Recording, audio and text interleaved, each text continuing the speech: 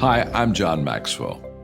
When the top companies in the world are looking for trainers, speakers, and coaches, there's one name that stands above the rest, and that's Maxwell Leadership. Our certified team members have gotten proven results for companies all over the globe, and our reputation, I'm proud to say, is second to none. Some of our members have risen to the top of their profession, including the one you're going to meet today. I proudly introduce you to my friend Bob Fabian Zinka. Welcome to the Leadership and Success Podcast with your host, Coach BZ, where we help you lead with purpose and succeed with impact. If you're ready to grow into the kind of leader others want to follow, this podcast is for you. If you're determined to elevate your success and leave a lasting legacy, this podcast is for you. As my mentor, Dr. John C. Maxwell reminds us, everything rises and falls on leadership. Our goal is simple: to inspire you, challenge you, and equip you with insights that can transform the trajectory of your leadership journey. Welcome aboard to another episode of the Leadership and Success Podcast with Coach BZ.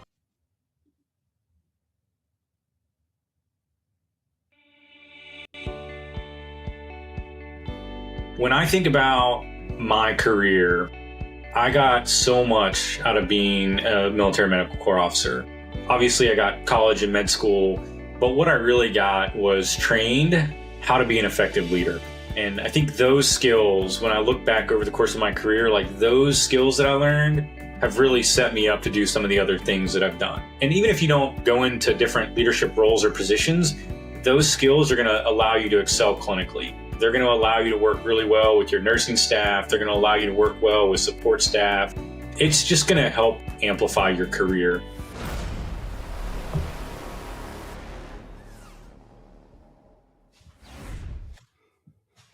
All right, ladies and gentlemen, thank you so much for watching the Leadership and Success podcast live on LinkedIn and YouTube. So I'm reminded to go ahead and do our moment of gratitude. That's something we do every single time we meet. And we want to be grateful because in the US military, about 21 service members commit suicide every single day.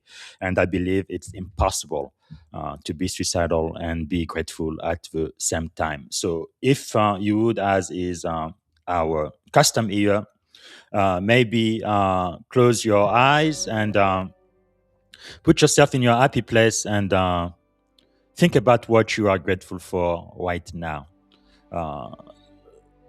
I think I'm really grateful for the people who have gone before me, the men and women in uniform on whose shoulder I stand. There would never be a Commander Zinga or a Seaman Zinga for that matter if I didn't really stand on the shoulders of heroes, people who selflessly decided to really dedicate their life for their country and for their fellow men. It's really incredible in the military how you are willing to, if you have to, give your life for the sailor to your right or to your left. Just that dedication to country and our oath to support and defend the Constitution of the United States against all enemies, foreign and domestic. It is just so awesome, and I am so grateful for that. All right. So please let me know where you are joining us from, what city, what state, which country, if you are outside of the United States. And also, if you have a question for my guest, please type it in the chat. All right, let me see if I can properly introduce our guest today. Today, we have great pleasure and honor of welcoming Colonel Josh Hartzell, U.S. Army retire. Is an MD, a combat-tested physician leader, best-selling author, professor of medicine, and executive coach who spent 25 years in U.S. Army medicine, including deployment to Afghanistan with the 82nd Airborne Division. He has served as a program director for internal medicine at Walter Reed, assistant dean and senior faculty leader at Uniformed Services University, and a national thought leader in leadership development, faculty development, and caring-centered leadership. Colonel Josh Hartzell is also the author of the Amazon #1 best-selling book, A Prescription for Caring in Healthcare Leadership, and a powerful voice reminding us that caring is not soft, it is strategic. So, ladies and gentlemen, please help me welcome to the Leadership and Success Podcast, Colonel Joshua Hartzell. Good morning, Colonel. How are you doing today, sir? I'm great, Coach BZ. It's terrific to be here with you. Fantastic. Thank you so much. Maybe to get started, sir, first you do have a disclaimer. Yeah, so just disclaimer, I still work for the U.S. government, so just a reminder, these are my opinions and assertions and not those of the official policy of the Army, Navy, Air Force, Uniformed Services University, or the Department of War. And as everybody in the audience knows, same disclaimer for me. All right, having done that out of the way, what is one thing you are grateful for today, sir? Yeah, well, I was listening to your introduction, and I definitely agree with you. I'm grateful for all the people who have come before me and those who serve. I've been thinking about this recently, and for me, I have two kids who are sort of middle school and high school, and it's their teachers. I'm incredibly grateful for the work that their teachers do. I mean, every day they come home and they tell me stories about things they're learning, or more importantly, like just interactions they have with their teachers. And you know what an important and special role that our teachers have at every level. And I don't think they always get that sort of recognition and thanks. So I'm going to say I'm really grateful for teachers. Wow, that is powerful. And also, sir, is there something about you that most people may not know when they first meet you? Ooh, that they don't know about me. Well, there's probably lots they don't know about me. I guess maybe one thing that's interesting that comes up a lot, and I'll sort of maybe say this is, I was in the Army for a long time. I was a colonel, and I think people feel like, oh, he's an Army colonel. He's probably this like very serious, sort of person, and that's not really me. I mean, I'm serious at times, but I'm generally pretty lighthearted and easygoing. And I've actually had people say like, "Oh, like you're not what I expected." So I would say, yeah, being sort of lighthearted and easygoing.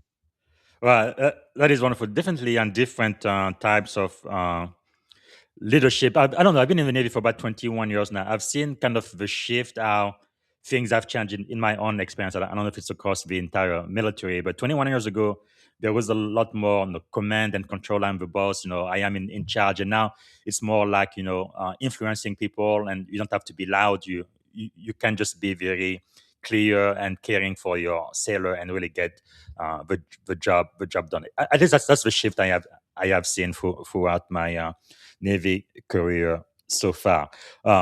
So maybe, sir, you can tell us briefly how you got to become a combat-tested physician leader and also a best-selling author. Yeah, long story. I'll kind of give you the short version. I grew up in a really small town in Northwest Pennsylvania, and that sort of led me to Army ROTC, or Reserve Officer Training Corps, when I went to college. Twofold. One is it was a way to pay for my education. But secondly, I really had an interest in history, and in particular the military, and that sort of drew me to this idea of serving in the Army. And I also recognized that if I did that, it was going to give me opportunities.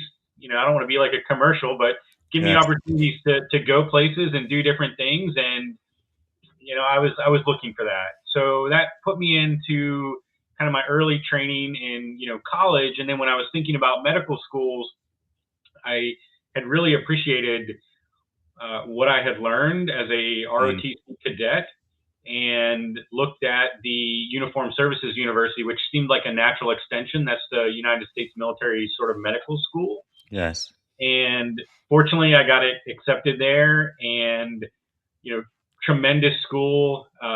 So many really remarkable educators who care deeply about our mission, right? Because all of our graduates are going to go serve in harm's way potentially. So had a great schooling there, and then did my internal medicine and infectious disease training, and over my career really focused on medical education. Yes. And within medical education, recognized over time that of all the things we do, leadership is certainly one of the most important. I mean, at the end of the day, we have to provide patient care, but to support the patient care, to support the people delivering the education, leadership is critical. And really developed an interest in, okay, how do we do this? How could we do it more effectively? And that sort of put me on this path to, my own self-discovery about leadership, Yes. how to more effectively teach others. And, to the book, as I was getting out of the military and transitioning to my current civilian role, I had some time to reflect and think about these ideas that I had sort of amassed over the last, 20 plus years. So I Hmm. think to have, sort of had a little bit of time as I was taking terminal leave and other things, to be able to put together the book and most importantly, share it with people so that, Yes. we can all lead more effectively because, every life we touch exponentially ripples throughout our organizations, our families, our communities. Yes. So yeah, I'm excited to see what the next step is. Wow, that is really wonderful. I remember I was about 17 years old. I was at the University of Alabama. We had the ROTC program for both the Army and the Air Force. And I tried to join both because I wanted to become a better leader. Of course, they told me to go Pakistan because I was not a US citizen. I couldn't become an officer in the US military at the time. But after 9/11, I'm like, no, I think I really need to join the US military again. Same thing happened after I talked to all four branches. But at least I knew if I did decide to join, it would be the Navy or the Air Force. The Army and the Marines, I felt like you guys were just a little bit too crazy for me. But anyway, after I got my green card, then I came back, and like they say, the rest is history. But sir, I guess looking over your career before all of the titles, like being a colonel, physician, professor, and all of that, who were you early in your career, and what moment shaped the leader you eventually became? So for me, this really goes back to when I was in some ways growing up. I learned a lot from my parents just watching them. Yes. And actually, one of the, as I was, you mentioned this question. One of the things I do when I'm helping other leaders think about their leadership is actually to do this exercise where you reflect on all the important people in your life and how they impacted your leadership development. Mm. So for me, that was my parents, who were really just role models of taking care of people. So that idea of caring came from them. And then I played sports when I was in high school, and those coaches I had were really not just sports coaches, but they were teaching me about leadership, accountability, feedback, how to inspire people, how to Mhm. invest in people and help them get better. So those early coaches, Daryl Jones, who was lived in our community, was a former New York Yankee who had come back to our Wow. really small town to live and raise his family there. And tremendous guy, amazing leader, taught me a ton. And then once I Wow. got into ROTC, I just over the course of my career, I really have felt blessed that at Yes. each stage I could sort of look at particular leaders and say, he or she taught me this, he or Hmm. she invested in me and helped me with this, which I think is important not only for me and my own growth, but it's a reminder to all of us that Yes. these interactions we have with the people we have the opportunity to lead, we are part of their leadership journey. Mm. And I mean, BZ, you have this amazing podcast where you get to amplify all these voices, but all of us have this day-to-day opportunity to invest in the people closest to us. And Yes. yeah, I think it's critical to our ability to help develop leaders.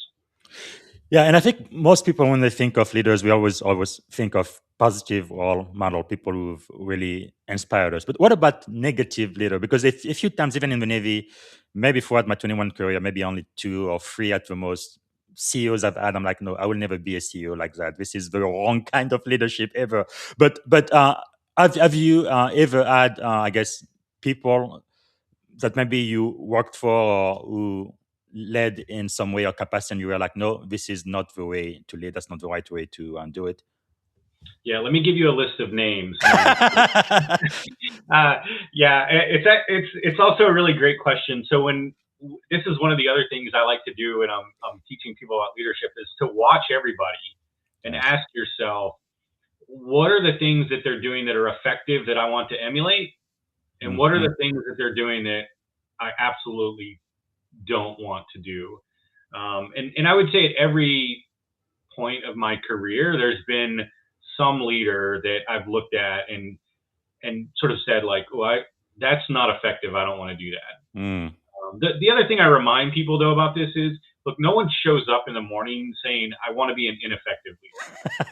Yes. Right? I mean, like we all have 99% of us have good intentions.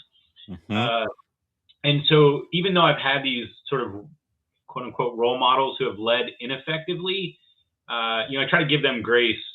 Yes. And I also remind, to me, it's why leadership development is so important, so that we have less of those role models who are doing it ineffectively. Yes. But I've definitely seen, and then you go back to the command and control style. I think that's one of the things I saw early in my career that, when people dictate to you or, order you to do things, or people treat you poorly and then expect you to, be motivated, that doesn't motivate people. I think it really gets people to tune out.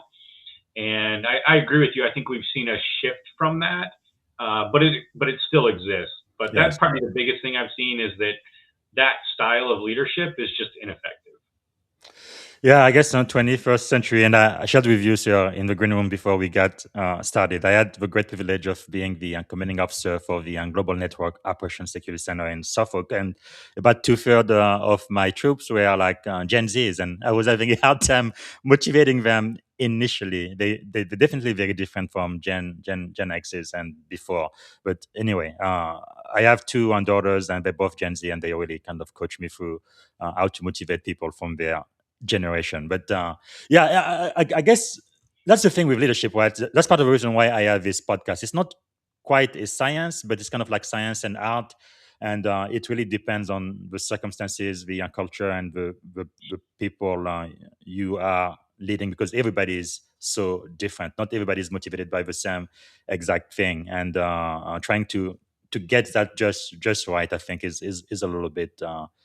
I don't want to say a mystery, but it can be a challenge. And I think the more you talk with leaders, that's again why I have this podcast. I have all type of voices. I think we can learn from each other and get a little bit better.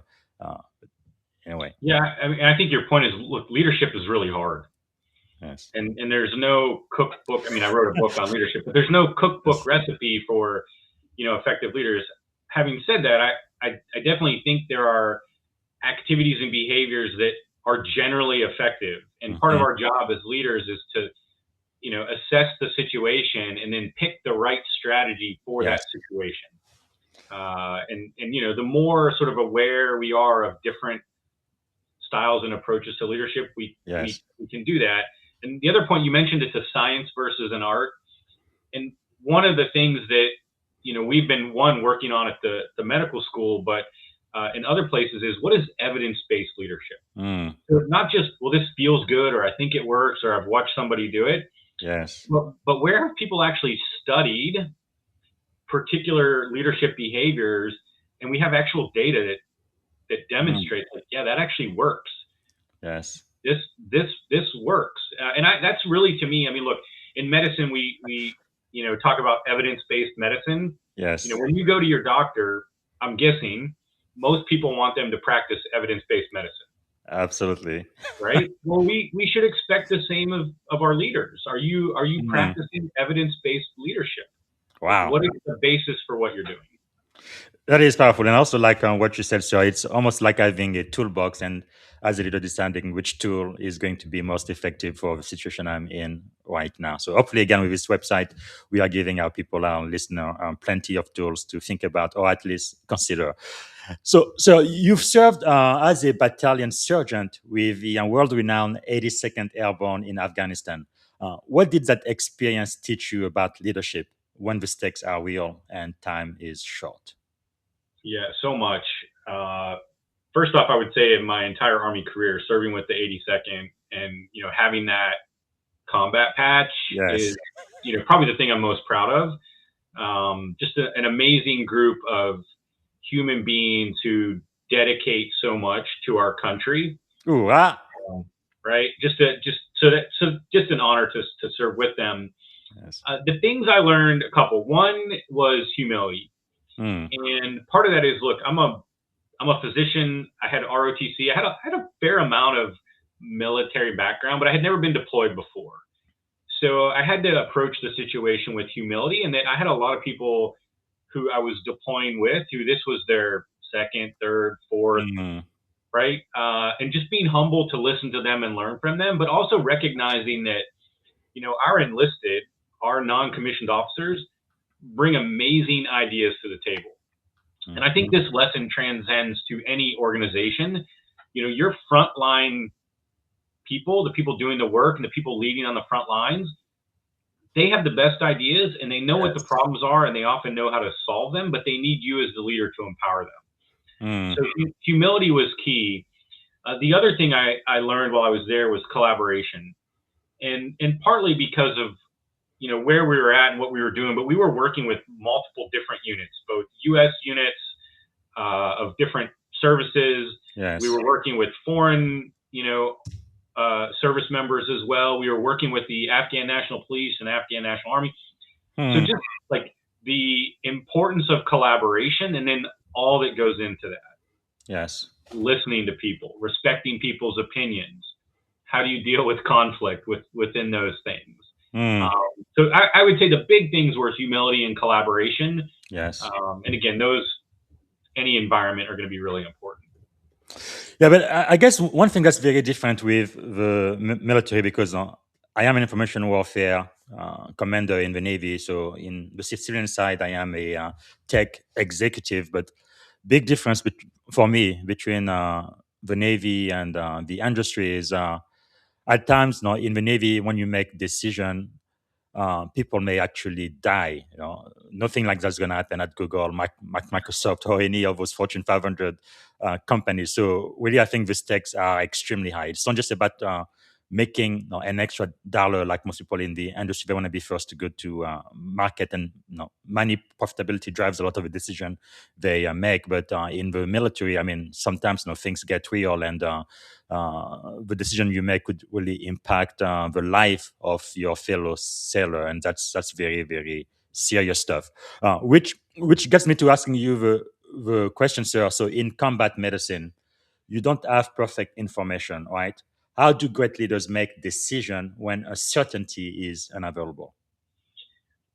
Yeah, and in some ways, like, this is the life of most physicians, right? Whether you're in combat or not, I mean, physicians are making decisions often without all the information they would like to have. And depending on the clinical nature of the decision, someone's life may be at stake. So it's in some ways interesting to me when we think about physician decision making and military medical corps officers or military officer decision making. It's balancing risk. And to get to your question, I think the most effective leaders, what they do is they take all the information that is available, right?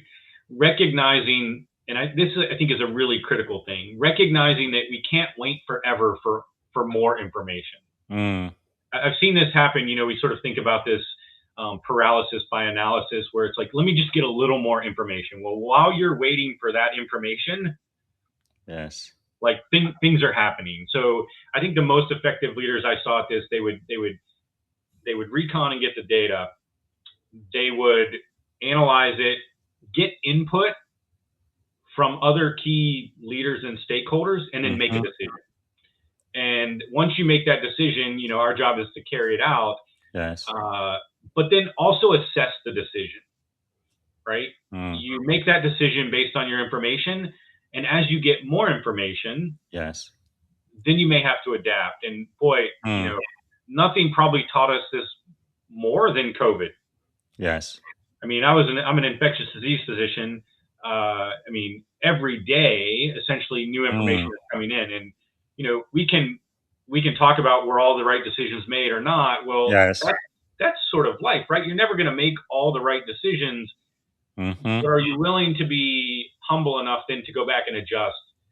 So I think it's that whole process of decision making, but it's really balancing risk, making a timely decision, like having that sort of bias for action, as General Mattis would say, and then ongoing monitoring and adjusting as necessary. Yes, I was gonna say that takes us back to the lesson you learned with the 82nd Bond, leading with humility, because you don't always have all of the answers, and you have to be willing to say, "I was wrong" or "I can do better." Wow, very very powerful. So, what about you're really working as a combat physician, high stake environment, lives are on the line, and sometimes you don't have a lot of time to kind of build that trust within your team. What do you think, sir? Are some of the things you had to do in order to build trust within your team when you have a short period of time and the stakes are so high? Yeah, presence is probably the most important thing, like Mm, being present. And that can look different depending on your environment. So, but like for me, presence was when I got to Fort Bragg, uh, I tried to work with our medics and our medical team every day because I knew we had, a few weeks before we were going to get deployed. yes. And not just work with them, but I did PT with them, right? We would go run or work out. And that continued while we were deployed, Mm, right? It wasn't like, hey, Doc's going to go do his thing somewhere else. yes. But it was like, hey, who wants to go, to the gym? Or when we didn't have a gym, who wants to do Yes. push-ups in the aid station, Mm-hmm. right? And then we would, as a group, do those things. So I think you build trust first and foremost by just being present. Secondly, is get to know your people, right? The more you Yes. can get to know them on a personal level, and again, you don't necessarily have time to sit down and have, campfire stories about it, but Mm-hmm. as you're working with them, like just get to know them a little bit. Hey, Yes. where are you from? What are you interested in? What's your long-term career goals? Because I Mm, think when people know that we're interested in them, that builds trust yes. very quickly. So, Wow. so presence, get to know them, and then for me, look, I'm an educator at heart. When you're training people and helping them get better at what they do, people Yes. appreciate that. So Wow. that meant for us, it was like, okay, let's do drills of mass casualty drills. Let's Yes. do drills of putting IVs in difficult situations.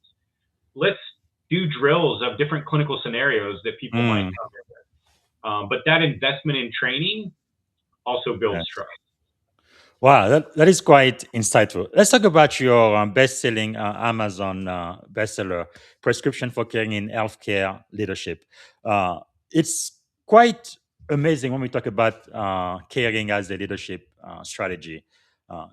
Your book really, I mean, I think it was quite fascinating. So, I guess my question for you first is, why is caring still misunderstood as a leadership weakness?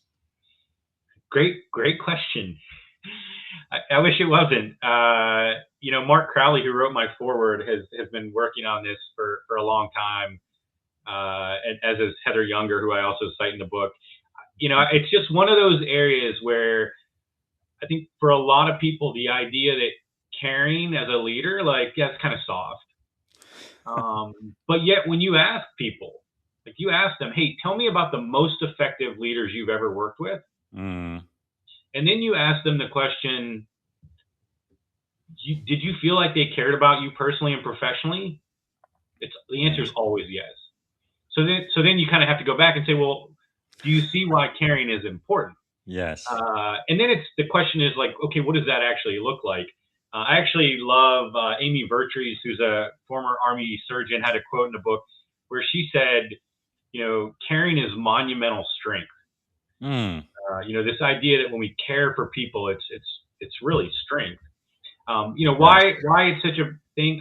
I think people still see that command and control, telling people what to do, as a model of leadership, but it's actually not what people respond to. Which Mm, is part of the reason why we need the book and amplifying the message.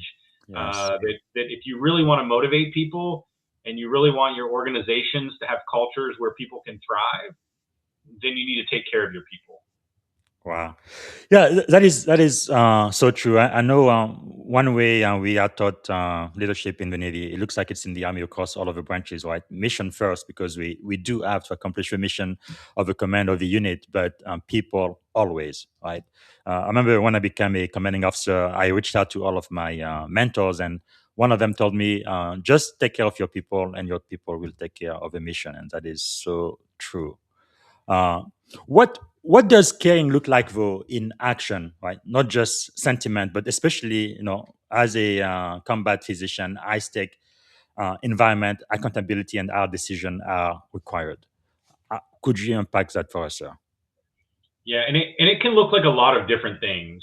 I mean, several of the things I mentioned already, right? Like if you're investing in your people and you're training them, Yes. you do that because you care about them, and you ultimately know that to have your mission be successful, you need to invest in training them, right? So investing in training in people, some of the things that sometimes people don't really equate with caring about people, but it's Hmm. actually essential, are things like accountability and feedback.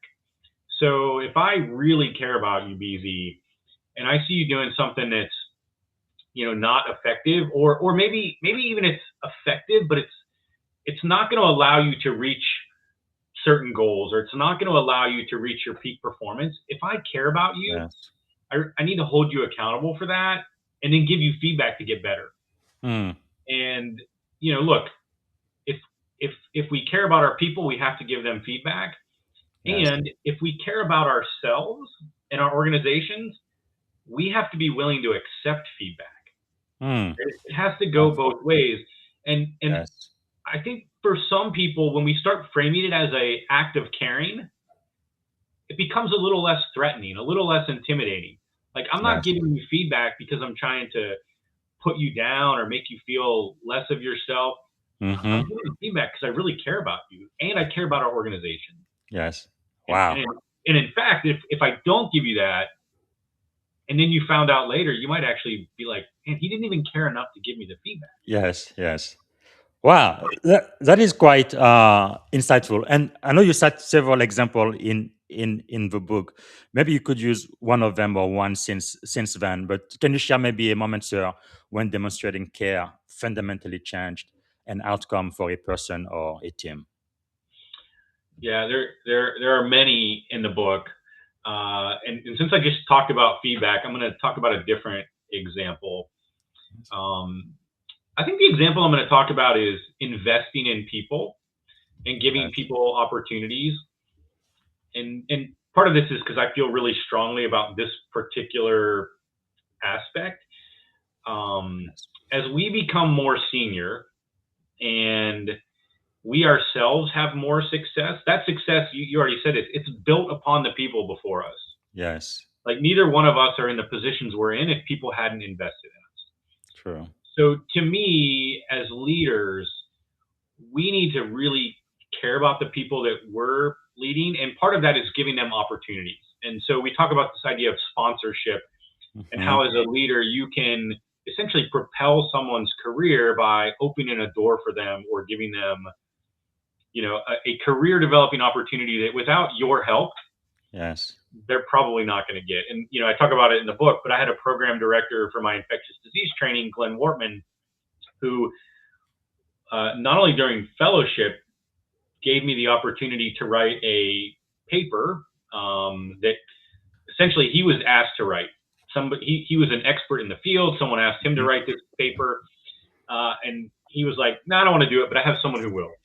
And Wow. he gave it to me, and then he subsequently gave me the opportunity as a very junior faculty to go Mm. and give a talk on combat-related infections Yes. at an outside institution. And I would have never been invited. Look, I was a very no one even knew who I was, Yes. right? But he gave me this opportunity, and so what does Wow. that do? Those opportunities help build my reputation. Mm. They helped me get promoted academically, which for us in Yes. medicine is important and in medical education is important. So that ultimately impacted future roles that I Mm. was more competitive for, future opportunities, just by those simple acts. Yes. And what's important about this is he could have done those himself. He by all rights had earned the Yes. right to publish that paper, the right to give that talk. But he saw it as, look, this is an opportunity for me to invest in Josh. Mm. So my challenge, like my carrying act of leadership challenge for people who are listening, is if you're more senior and you have these opportunities or you know of them, start thinking about how you can give them to other people. Like Wow. make that a habit. To open those doors for people. I can also tell you, if you do that, those people are always going to look at you and be so Yes. unbelievably grateful. Yes. Wow, that is really powerful, and it's also the power of giving it forward, right? Whatever my mentors and people have done for me, I want to make sure I'm doing the same thing for the next generation of leaders in my field. That is so powerful. Right, so I'm not going to kind of switch into the last segment of the show where I focus more on leadership principle and lessons that you have learned and that could be beneficial to the audience. Maybe to get started, sir, what do you think is the greatest lesson you have ever learned, in general, in leadership, in life? The greatest lesson. Boy, there's so many great lessons, and I know I talked about humility before, Yes. but I feel like I need to go back to this. And throughout my career, Mm. I have had people remind me of the importance of humility. Yes. Right? When I was in high school, I had a coach. We had just come off a pretty successful basketball season, and I was feeling very good about myself. And we were preparing for our baseball season, and I had played the year before. I was a starter the year before. So again, I was feeling pretty good about myself. Mm-hmm. And I was not doing the drills the way I should have been doing them. And this coach basically, in front of the entire team, chewed me out and said that if I really didn't want to be there and doing things correctly, that I should just leave. Wow. And you could argue about how the feedback was delivered and all these things, but the lesson really stuck with me, which is, one is you need to have that humility, Yes. but two, that as a leader, you're also a role model. So what he was really saying to me is, look, everybody else is watching you, and you are role modeling for the underclassmen, right? Yes. And if you're not doing it as the team leader, then no one else is going to do it. And I had a similar experience in ROTC, but so the greatest lessons for me in those are, one, just be humble and always working hard. Yes. And then two, like, be willing to give people that feedback. I mean, this was 30 some years ago, and I still remember the feedback, and I don't remember it in a negative way of like, man, I can't believe he like yelled at me or chewed me out. But more importantly, that he did, because I needed it. That is quite powerful. I know yesterday I talked to General Larry Spencer, and I was kind of asking him, like, in my own career, 21 years now, I've been in the Navy. I've worked for a lot of admiral and general, but I've really never ever seen a single flag officer who was puffed up and arrogant. Like, all of them are just so humble. They've accomplished so much. Of course, when I was a seaman and I went to boot camp 21 years ago, I felt like if you were a general officer, you're like a demigod or something. But when you actually get to know them, they're just down to earth, humble.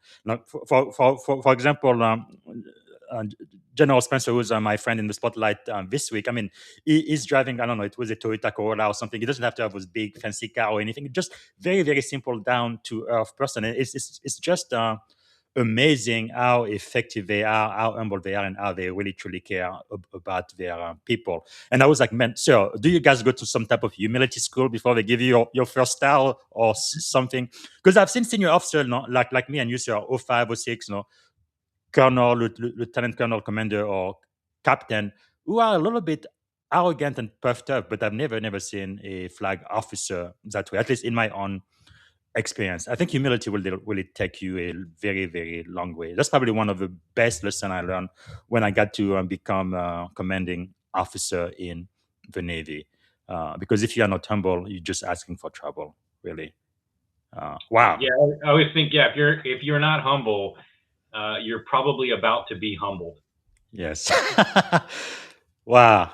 But let me ask you, sir, what do you think is the secret to your success? Not just as a combat physician, but no, a doctor and a professor, and also a best-selling author. How come you are so successful? Why do you think so? Well, I feel blessed by God, number one. Yes. Two, and this is, look, it's to me like there's no cheat codes. It's just hard work. It's hard work, and I think for me, thinking about, how to do that. It's not busy work, but it's strategic, Mm, hard work, and knowing that if you consistently put in that work, good yes. things are going to happen over time. Like no, there's no like writing a book is a lot of hard work, but what I learned in that process is that anyone can write a book, but you have to be willing to sit down and spend hours Hmm. writing the book and editing the book and doing those things. And I always go back to when I was in college. My some of my friends sort of dubbed me or gave me a fake award, which was the Get a Life Later award, and it was because I spent so much time studying. Yes. I think partly for me, I've always had a little bit of a chip on my shoulder because I came from such a small town. Neither one of my parents had graduated college.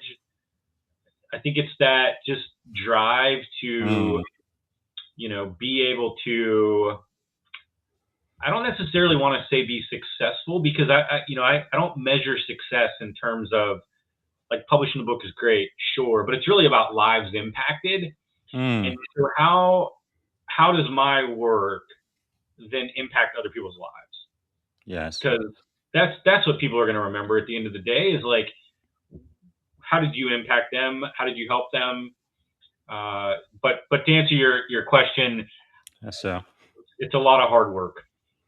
Yeah, actually, General Larry Spencer also mentioned how the meaning of success kind of changes throughout your career, but it's really about the impact on the people. Could you maybe say a little bit more about how that meaning has changed for you throughout your career? What success meant before and what it means now? Yeah, that's actually a really brilliant question. I would say early in my career, I don't think that's how I thought.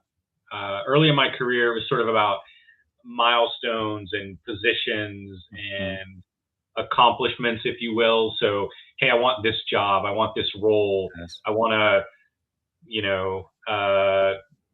be an associate professor, a full professor, Hmm. and over time, a couple things happen. One, you realize when you hit those positions that there's always another position. Yes. And if you're always chasing something, it can be a little bit dissatisfying. Mm, So for me, it's this transition over time of not so much like chasing accomplishments, but embracing the process.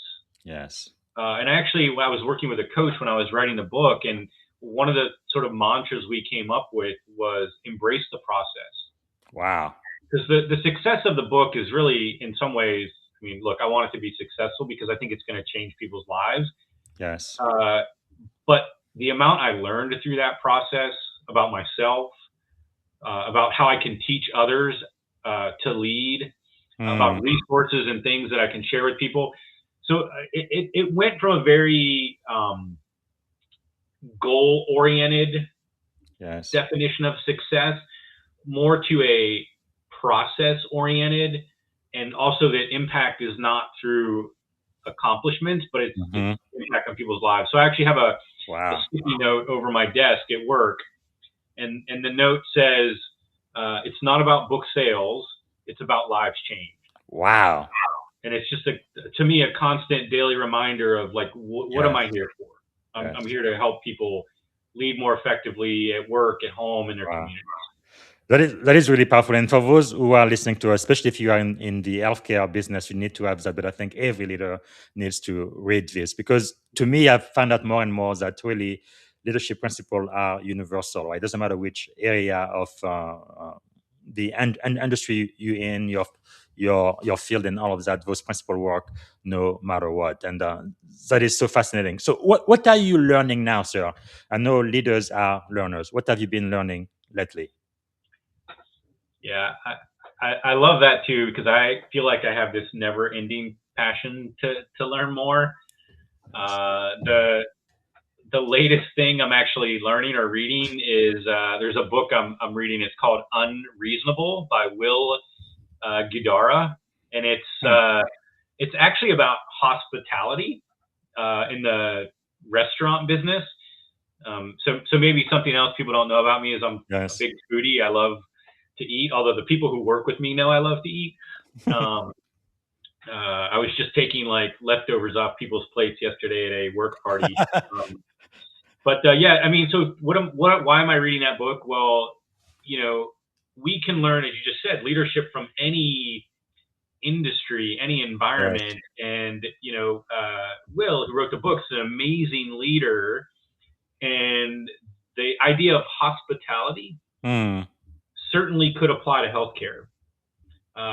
When you go visit your doctor or you go to the lab or the pharmacy, don't you want to feel like that's a like welcoming environment and it's hospital? Yes. So to me, it's kind of a adjacent topic. And again, I Mhm. love the food industry, so it allowed me to dive into the food industry and also learn about leadership at the same time. Wow, that is quite fascinating. Now, something I didn't I did tell you in the green room that I was a pre med student when I was in college, but I was 17 years old and I felt like that was about 1995, 1996. But I felt like in the next is this upcoming century, or I guess this soon to be millennial, there were three things I wanted to have because originally I wanted to be pre med and be a medical doc, doctor. But I was like, okay, no matter what I do, whether I'm a doctor, an attorney, or whatever, three things I'm going to need to be very, very good at in this upcoming century.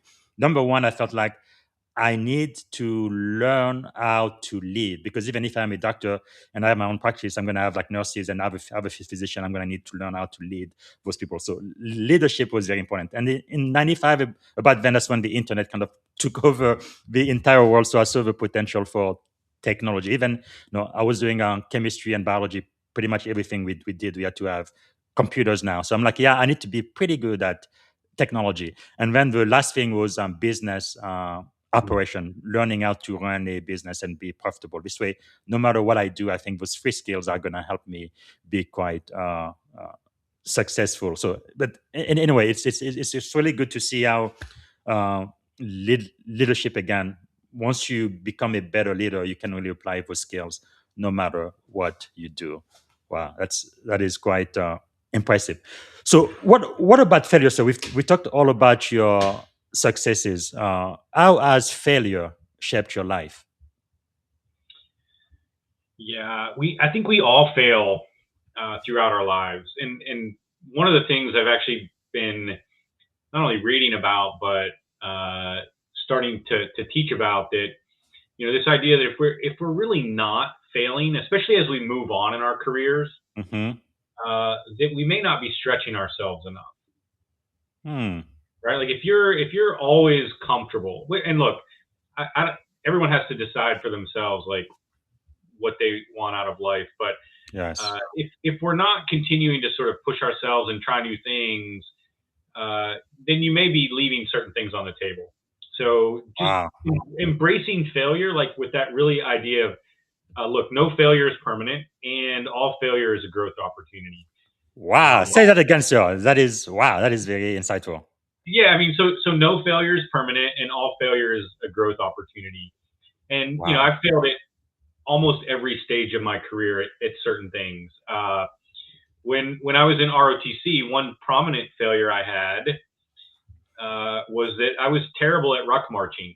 And for your listeners who are not familiar with ruck marching, it's basically you put a 40+ pound you know backpack on your back and you carry a M4, or for us it was you know, might have been an M16 at the time. Yes.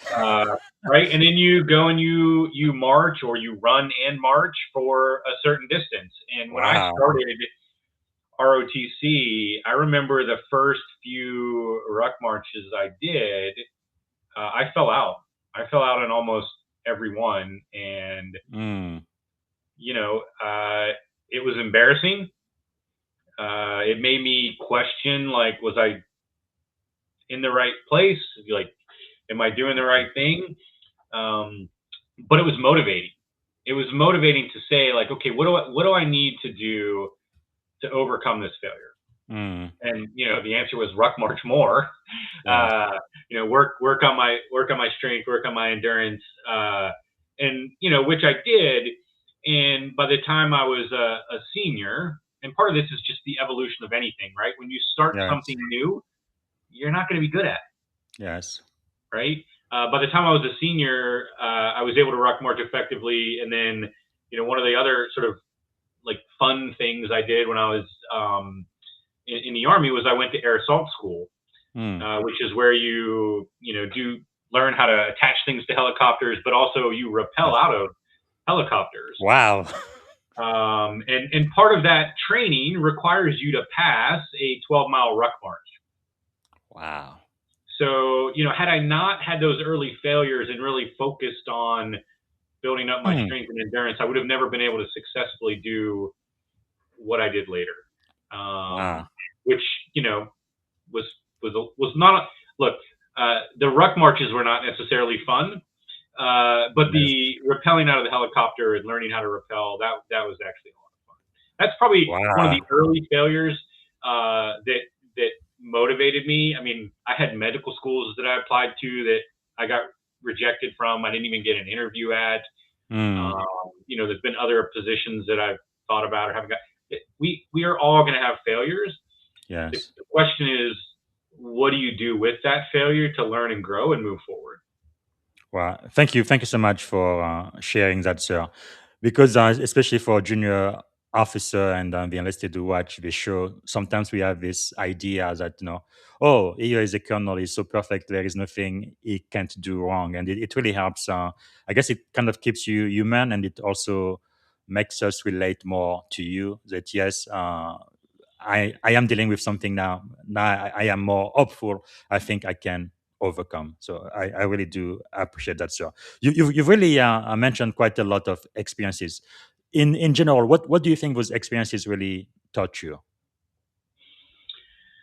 I think overall, like throughout my career, and again, it goes back to the book, but I've had so Mhm. many leaders that when I boiled it down, what I recognized is that in some way they were caring about me, right? Yes. Whether it was giving me feedback, spending time with me, uh, helping me get better at a certain task or skill, creating Mhm. opportunities, or just checking in. Look, I've had some, when bad things happen in life, and look, you don't live life without bad things happening, Yes.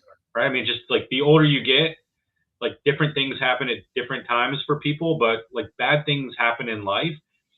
And, as leaders, when we show up in those times and simply just check in on people, Hmm. um, it's Powerful. really, really important, right? Yes. And the other thing is we never know. I mean, you mentioned this at the beginning. We never know when someone just needs somebody to help them understand that they matter. Hmm. So I think all of these experiences have led me to this idea of, what can I do to Yes. help demonstrate for the people who are within my sphere of influence, whatever that sphere of influence is, Hmm. that I care about them and to help them get better. Yes. Because I want them to be better at work. I want them to feel better at home. Hmm. Because if they're better, we are better. Wow, that is so powerful, so powerful. Yeah, because the best keepers I've ever had are people who truly cared. No, they did have very, very high standard, but you knew they were fair and they cared about you as a person, not just like a workhorse. And that's it. People like that, you would follow them, not to the end of the earth or even to hell if you have to. That's really what leadership is all about, isn't it? Caring for Yeah. people. And I love what you just said, BZ, about the high standards. Yes. right? So the people we care most about, we want to set the highest standards for, Wow. right? I mean, Powerful. just think about your kids. Yes. You set really high standards because you love them more than probably Yes. anyone else. The Yes. people we work for, and I just gave a talk to our internal medicine residents at Walter Reed this past week, and I said, look, who's here to be mediocre? Who showed up because they want to be average? Yes. Right? So setting high standards, but then also matching those standards with support and coaching. Yes. Like those are very clear acts of caring acts of leadership. Wow. Well, I can't believe we're almost running out of time. We only have about five minutes left. I could talk with you for hours here. You have so much wisdom and leadership nugget. But let me ask you this: if you could choose three people to have dinner with, they could be alive, dead, or mythical figures. Who would you choose and why? Yeah. So the first person I would choose is Teddy Roosevelt. Yeah. I mean, I'm a huge Theodore Roosevelt fan. He's just a fascinating guy who did so many different things. And really, when I think about leaders, he is a life lesson in leadership. So I would say Teddy Roosevelt. And I know the man in the arena is probably one of his most important speech. It's incredible. Yep, man in the arena. I think it would be amazing. Yes. The second person, I don't know. I'm a really big Brene Brown fan. I love her work, but I also feel like she would be great to have dinner with. Yes. Because she's very engaging and honest and sort of unfiltered. So I would love to just pick her brain about leadership stuff. And then the final person, boy, and this is going to hit a little bit home for me. I would say my mom. My mom died when I was in medical school. Sorry to hear that. And as a parent now, I think back about. I just remember my mom worked at Walmart, and I remember going into Walmart and how much like she would brag about like me and my brother to her coworkers. And I will say at the time it was very annoying to me. Yes. But with two kids now, I think about how much I try to brag about them and how proud I am of them. Yes. I would love to be able to have dinner with her and her to be able to see that like all that work she did has led to me doing the things I've done. I think it would. I think she would be immensely proud, and I would love to just have that conversation. Thank you so much for sharing that, sir. And in the green room, we talked about at least one book you would recommend to the audience, and we talked about this one, The Culture Code, Daniel Cole. Why should we read it? Yeah, tremendous book. A lot of the ideas I have about leadership, I learned from that book. We've done it as a leadership book club with some of the teams I've worked with. Wow. Culture is really everything. Yes. And this book breaks down culture, looking at it through the Navy SEALs, Pixar, and then the San Antonio Spurs. Wow. So all of the stories are sort of taken from those groups and the ideas and lessons. And the other thing I really like about it is that it's not just sort of this feel-good read. There's very tangible and practical steps that you can implement to help build more effective cultures. Fantastic. What about this one you mentioned, Unreasonable Hospitality? Yeah, I'm like halfway through it. I got it like sitting right here. It's phenomenal. If you like the restaurant industry, you're gonna like it just for that, because it's like behind the scenes about how to build and run a restaurant. And then if you appreciate leadership, or if you're in the customer service business, which I'm guessing many of your listeners are, take a look. It's real, and I was telling somebody this the other day. You ever pick up a book, and when you're reading it, you're just like, man, this is a good book. Yes. Just the way it's written and the flow, and so it's a really phenomenal book. Now, when I was doing research about you, sir, I found out you recommended this book early on LinkedIn, Al Moore on Leadership. Why should our audience read this one? Yeah, so I'm a huge Hal Moore fan. If people aren't familiar with the book We Were Soldiers Once and Young, which has also been made into a movie. Mm-hmm. I love that book. Actually, by the way, We Were Soldiers Once and Young. It's a little bit longer, and you have to sort of peel the leadership lessons out of it. Whereas Yes. How More on Leadership was his sort of leadership advice to junior Wow. officers. It's only like 100 and some pages. It's a terrific book. Awesome. Definitely a legend. Can you give me 5 more minutes, sir, or do you Yeah, have to go? Okay. yeah, Thanks absolutely. so much. Again, like I said, I could talk to you for another hour or two. So much to unpack here. Let me ask you this: if you had one and only one day to live, what would you have liked your final contribution to be?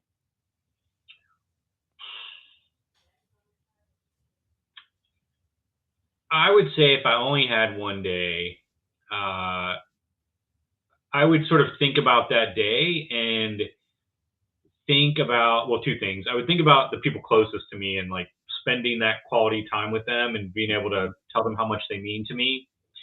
As a physician, as we think about end of life care, one of the blessings I had in my mom's life is that I was able to spend time with her at the end and really Mm, talk about how important she was to me and her, how important I was to her. And so I think I would spend time making sure people understand how much they meant to me.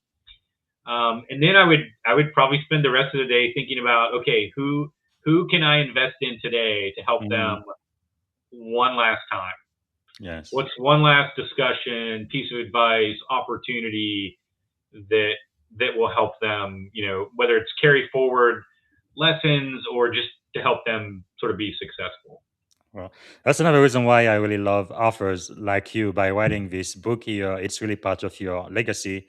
Long after you are gone, people can still read this book and be able to apply those lessons and improve their life. So, talking about impact, thank you so much for that. So, if you did have a magic wand and you could solve any problem at all, what is one problem you'd like to solve first thing tomorrow morning? Uh, One problem. Well, there are many. To me, I think the one problem would be world hunger, Mm, and we we live in a world of. Let me rephrase that. Many of us live in a very affluent society, a very rich world. yes. But yet we still have many people, not only within our own country, but within our world, who are hungry every day. Mm, Uh, I think we should really not feel good about that. yes. You look at the stuff that Jose Andres, the chef, has been doing. I mean, look, that guy is amazing. Um, but I would say, like, how could we collectively say, like, we're not going to let this happen? Mm, Because yeah. if you think of world hunger, a lot of other things, illness, disease, all these Yes. conflict, they stem from people not having the basic necessities in life. So if we could solve Mm. that problem, it would probably make a lot of other problems better as well. Yeah, it really hit me hard during the last government shutdown because I am originally from the Congo, very poor country in Central Africa, and I've seen a lot of my friends really, not know exactly when their next meal is going to come from. That did affect me quite a bit. I think part of the syndrome I have, I guess, is the sur- survival. Uh, Syndrome. I think it is. It is called. And I wonder why me and why not them. But last shutdown, like 40 million people in America. Here in America, the richest country in the world, depend on food stamp, and if they don't have it, they're not going to be able to eat, including children. Can you believe that? How is that possible? How in the world is that possible? Right now, I live in Silicon Valley, one of the most expensive, wealthiest zip code in the entire world. But we have billionaires. Actually, we have our first trillionaire now, Elon Musk. So how in the world can we have so much wealth, innovation, and technology and still have people go hungry? I don't understand that. Wow, It's a problem we could fix man. if we really deeply invested and thought about it and cared enough to fix it. And look, I know there's a lot of, like, Yeah. geopolitical and things Mhm. around it, but we have the resources to fix it. Yes, yes. Well, that's definitely my hope and my prayer, and hopefully I can do something to help solve that. No, the other thing that bothers me a lot is homelessness, Hmm. especially in places like San Francisco. Again, so much wealth and innovation, technology, and great ideas, but still we have people who don't have a place to stay. That's just not acceptable. Anyway, so we are coming toward the end of the show, sir. What can we do to add value back to you? Yeah, thanks for asking. A couple things would be super helpful. One, you can follow me on LinkedIn. I post on there ideas and tips. So if you want to support that, that would be great.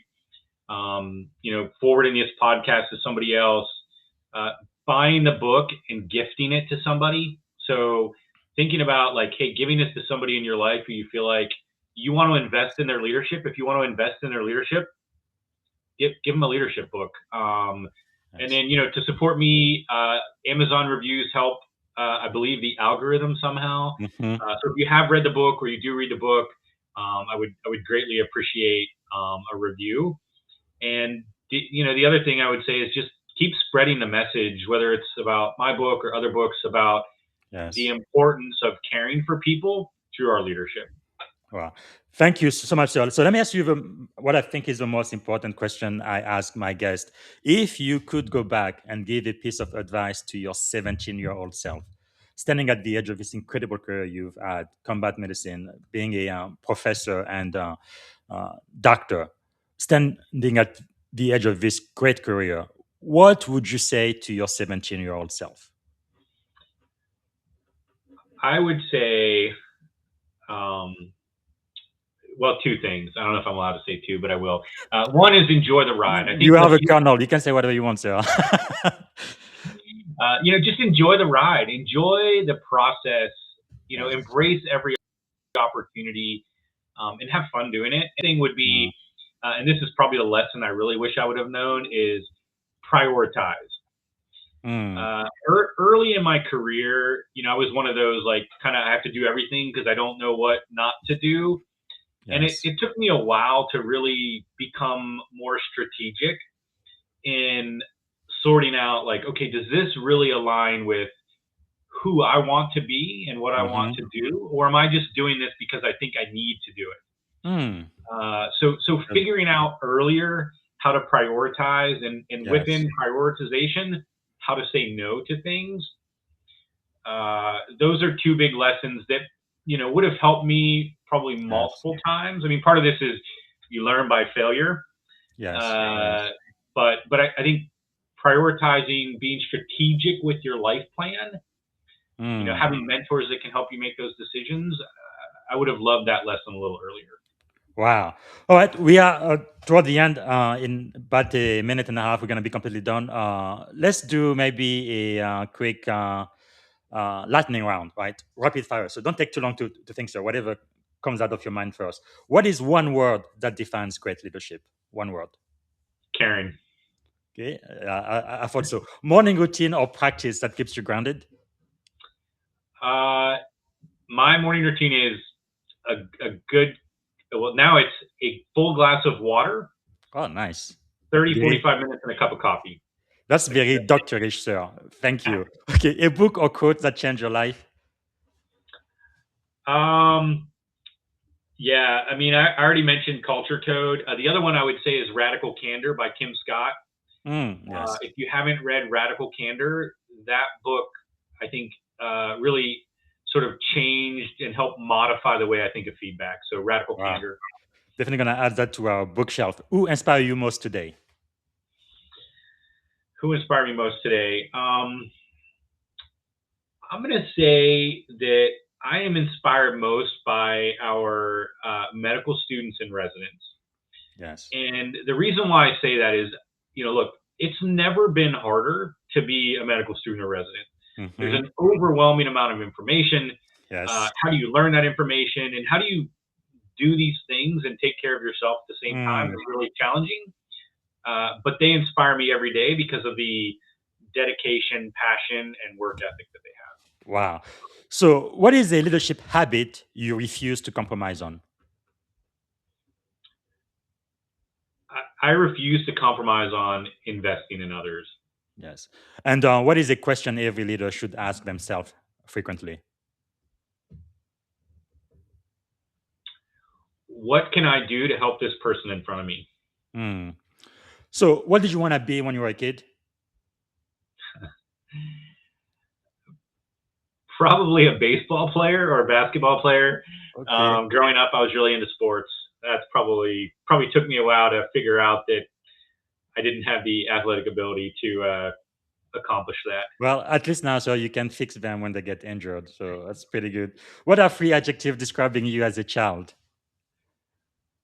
Oh, uh, energetic. Hmm. Probably hardworking, even as a kid. One more. And I guess I would say funny because I've always sort of been Very fun and good. kind of made joking part of who I am. As an adult? Yeah, sarcastic will be one of those probably, which I'm working on. I still think that discipline or hard work is one, Hmm. and then I don't want to abuse the word caring, but Yes. it's really such a core value to who I am. That would be the other one. Absolutely. It definitely shows there. And then I always like to live with a eye not being a little bit optimistic about what's happening in the world today. But what is one thing you are feeling optimistic about? I'm feeling optimistic that people are recognizing the value of connection. Mm, And I say that for a few reasons. I think one, as I've been doing more reading about leadership, I keep seeing the importance of connection coming up. hmm. And why I'm so optimistic about that is connection matters in so many ways. When we feel connected, it makes us feel like we matter. Mm, And when we feel like we matter, yes. it helps us feel better about ourselves. It has a very significant impact on well-being. So I'm encouraged and optimistic that Yes. people are seeing that importance of connection, and they're not just seeing it, but they're thinking about, okay, what are the intentional steps that I can take or our organization can take to build Yes. connection. Wow, that is so powerful. It reminds me of a quote by Oprah, which she got from Maya Angelou. People will forget everything you say, but they will never forget the way you made them feel. Connection, so important. All right, this is the very last question, sir, and this is the end of the show. And thank you so much for giving us an extra 10 minutes. Really appreciate that. What is one word that represents our shared experience on this podcast today?